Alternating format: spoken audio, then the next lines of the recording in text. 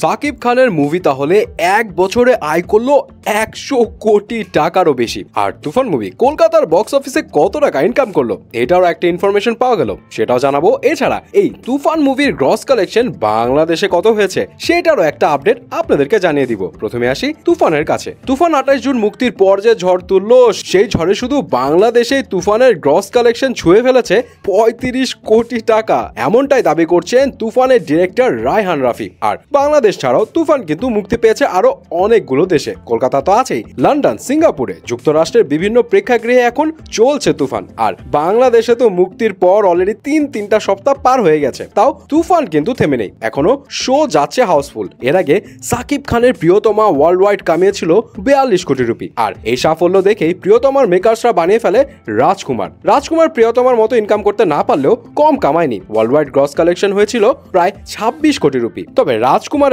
গল্প, অভিনয় সবকিছু প্রিয়তমার তুলনায় আরো বেশি প্রশংসা করিয়েছে। সো এক বছর পার না হতেই সাকিব খানের 3 সিনেমা কামিয়ে ফেলেছে 100 কোটি টাকারও বেশি। আর তুফান যেভাবে এগোচ্ছে তাতে প্রিয়তমার রেকর্ড ভেঙে যাবে বলেই মনে হচ্ছে। যাই হোক, এর মাঝে আবার কলকাতাও রিলিজ দেওয়া হয় তুফান, যা নিয়ে শুরু হয় নানান বিতর্ক। অনেকে বলছিল দেবজিতের সিনেমায় যেখানে চলে না সেখানে সাকিব আর কতটুকু সুবিধা করতে পারবে। তবে এখন পর্যন্ত ইন্ডিয়ান বক্স অফিস নিউজ যারা দিয়ে থাকে সেই তথ্য অনুযায়ী তুফান কলকাতায় কামিয়েছে 7 লাখ রুপি। হ্যাঁ, হতে পারে টাকার অঙ্কে শুনতে খুবই কম মনে হচ্ছে, তবে এটাও কিন্তু মানতে হবে যে তুফান কলকাতায় মুক্তিও পেয়েছে মাত্র 45টা প্রেক্ষাগৃহে, আর খুব বেশি শো পায়নি। সো তুফানের মতো এমন বিগ বাজেটের একটা বাংলাদেশের সিনেমা যে ইন্ডিয়াতে মুক্তি পেয়েছে সেটাই বা কম কিসের। আর কলকাতা আমাদের মার্কেটও না, সো সেই অনুযায়ী মার্কেট গ্রো করার জন্য হলেও আমাদের মুভি রিলিজ দেওয়া উচিত ইন্ডিয়াতে। যাই হোক, কলকাতার মার্কেটে খুব বেশি সুবিধা করতে না পারলেও আমেরিকায় কিন্তু তুফান পুরাই ফাটিয়ে দিচ্ছে। আপাতত মাত্র